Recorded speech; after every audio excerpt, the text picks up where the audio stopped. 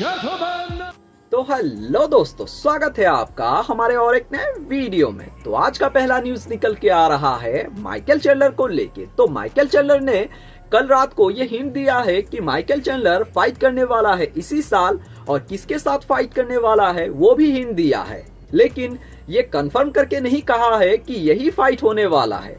तो Michael Chandler ने कहा है कि माइकल चैंडलर वापस से रिटर्न करने वाला है वो केज में, और फाइट करने वाला है इसी साल के मिड तक, और वो होने वाला है जो उसका ओपोनेंट होगा वो होने वाला है आपका कॉनर मैग्रेगर। कॉनर मैग्रेगर के साथ फाइट करने के लिए माइकल चैंडलर कितने सालों से बेताब है, लेकिन अभी तक उसको वो फाइट नहीं मिला है। लेकिन फाइनली माइकल चैंडलर ने ये हिंट दिया है कि यूएफसी वाले ये प्रोग्रेस में है कि माइकल चैंडलर फाइट कर सकता है कॉनर मैग्रेगर के साथ, वो भी व्हाइट हाउस में। तो देखते हैं अभी ये फाइट बनता है या नहीं, इसलिए कि कॉनर मैग्रेगर भी इंटरेस्टेड है व्हाइट हाउस में फाइट करने के लिए, इसलिए कि आपको पता है कि व्हाइट हाउस जैसा इवेंट वापस से यूएफसी में कभी नहीं होने वाला है, तो ये एक ही बार होगा। तो इस वजह से कॉनर मैग्रेगर भी चाहता है कि वो फाइट करे व्हाइट हाउस में। तो देखते हैं अभी क्या माइकल चैंडलर को उसका वो ड्रीम फाइट मिलता है या नहीं कॉनर मैग्रेगर के खिलाफ। और ये फाइट अगर हुआ भी दोस्तों, आपको क्या लगता है, क्या माइकल चैंडलर कॉनर मैग्रेगर को हरा पाएगा और जीत पाएगा इस फाइट को, या फिर आपको लगता है कि नहीं कॉनर मैग्रेगर हरा देगा माइकल चैंडलर को और जीत जाएगा इस फाइट को। तो आप किसके साथ में है इस फाइट में, कॉनर मैग्रेगर या फिर माइकल चैंडलर?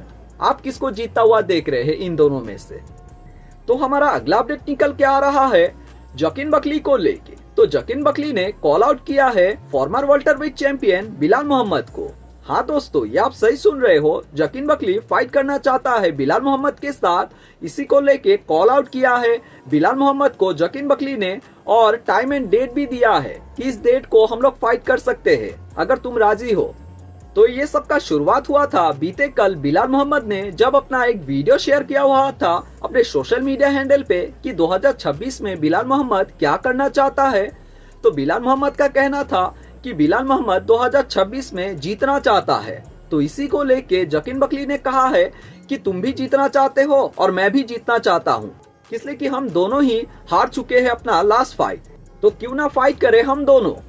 इसलिए कि हम दोनों अगर फाइट करें तो कोई ना कोई एक जीतेगा।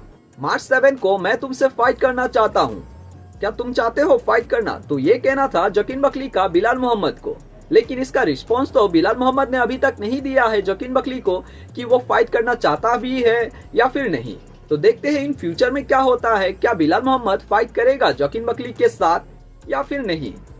लेकिन दोस्तों आप बताना, अगर ये फाइट हुआ भी तो आप किसको जीतता हुआ देख रहे हैं, जकीन बकली को या फिर बिलाल मोहम्मद को? आपको क्या लगता है कौन जीत सकता है इन दोनों में से?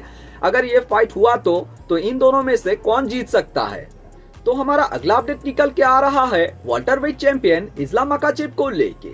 तो इस्लाम मकाचेव और हबीब नूरमागोमेदोव से कौन बेहतर है, इसी को लेके जो रोगन ने अपने ब्रॉडकास्ट पे ये कहा है कि कौन इन दोनों में से बेहतर है। तो जो रोगन के हिसाब से इस्लाम मकाचेव बेहतर है हबीब नूरमागोमेदोव से, लेकिन जो रोगन ने ये भी माना है कि Khabib Nurmagomedov one of the greatest fighter में से एक है यूएफसी के अंदर। लेकिन जो स्किल सेट का बात आता है तो हबीब नूरमागोमेदोव एक सर्टेन अमाउंट का स्किल सेट ही कैरी करता है। लेकिन वही इस्लाम मकाचेव को अगर आप देखो तो इस्लाम मकाचेव का स्ट्राइकिंग, ग्रैपलिंग और जो भी कुछ आप कहो सभी बेहतर है हबीब नूरमागोमेदोव से। हाँ, ये हो सकता है कि ग्रैपलिंग में हबीब नूरमागोमेदोव थोड़ा बेहतर हो इस्लाम मकाचेव से, लेकिन जब आता है सबको मिक्स करके फाइट करने का तो इस्लाम मकाचेव बेहतर है हबीब नूरमागोमेदोव से। जैसे कि अलेक्जेंडर वोल्कानोव्स्की को इस्लाम मकाचेव ने जिस तरह से नॉकआउट करके हराया था वो इनक्रेडिबल था, वही हबीब नूरमागोमेदोव का फोटे नहीं है। तो इसीलिए जो रोगन को लगता है कि अगर हम स्किल सेट वाइज देखें तो हबीब नूरमागोमेदोव से इस्लाम मकाचेव थोड़ा बेहतर है।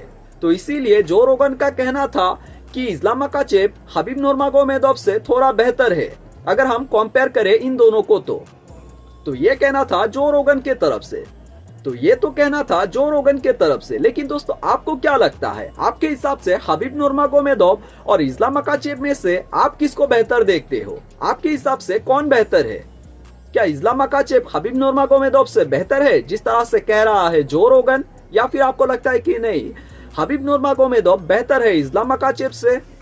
तो हमारा अगला अपडेट निकल के आ रहा है सोंग यादोंग को लेके। आपको पता है कि सोंग यादोंग फाइट करने वाला है former bantamweight champion Sean O'Malley के साथ। तो इन दोनों का जो लास्ट टाइम फेस ऑफ हुआ था, तो वो फेस ऑफ के दौरान शॉन ओमेली ने मास्क लगा के आया था। जो कोरोना का टाइम पे मास्क लगा के सभी घूमते थे, तो उसी तरीके से शॉन ओमेली ने चिढ़ाते हुए सोंग यादोंग को वो मास्क लगा के आया था। आपको पता है कि सोंग यादोंग है चाइना से और कोरोना भी फैला था चाइना से, तो इस वजह से उसको चिढ़ाने के लिए शॉन ओमेली ने वो मास्क लगाया था। तो इसी को लेके जब एक रिपोर्टर ने सोंग यादोंग को पूछा है कि शॉन ओमेली ने आपको चिढ़ाते हुए वो मास्क लगा के आया था, तो इसके बारे में आपको क्या कहना है। तो इसी को लेके सोंग यादोंग ने कहा था कि शॉन ओमेली ने ये बहुत ही रेसिस्ट किस्म का हरकत किया था उस दिन, लेकिन मुझे ये भी पता है कि यूएफसी वाले उसे बहुत ऊपर देखना चाहते हैं। वो स्टार है यूएफसी के अंदर।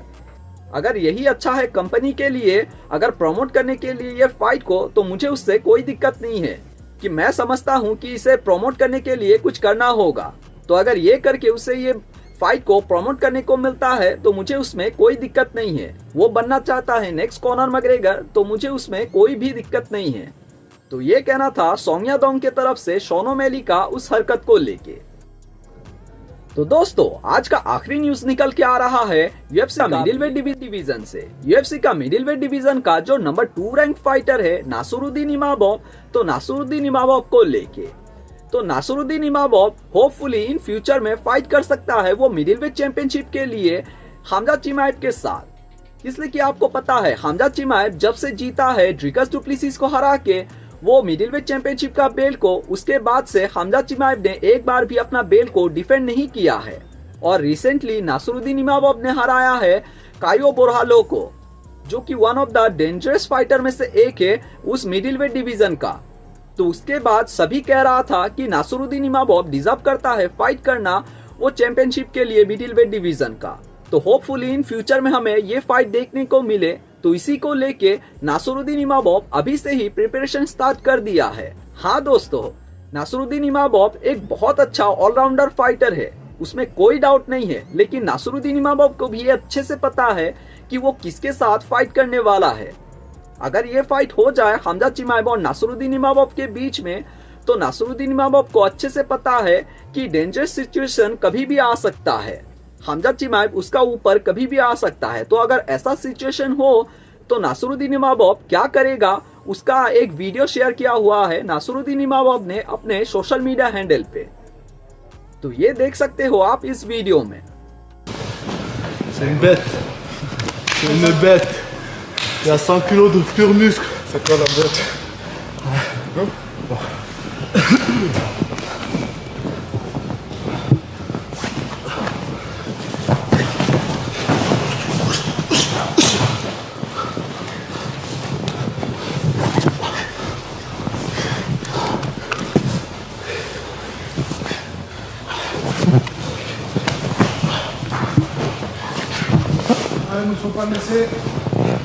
तो दोस्तों, ये वीडियो तो आप लोगों ने देख लिया है।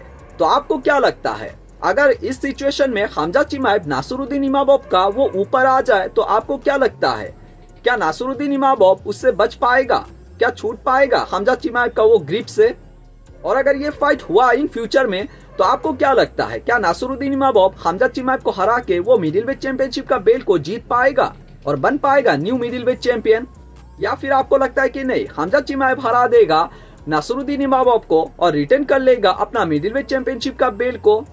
तो आपको क्या लगता है दोस्तों इस बारे में, वो जरूर हमारे साथ शेयर कीजिएगा कमेंट सेक्शन में। तो आज के लिए इतना ही था। होप आपको ये वीडियो अच्छा लगा। अगर अच्छा लगा हो तो लाइक शेयर एंड सब्सक्राइब कीजिएगा। तो आज के लिए थैंक यू सो मच।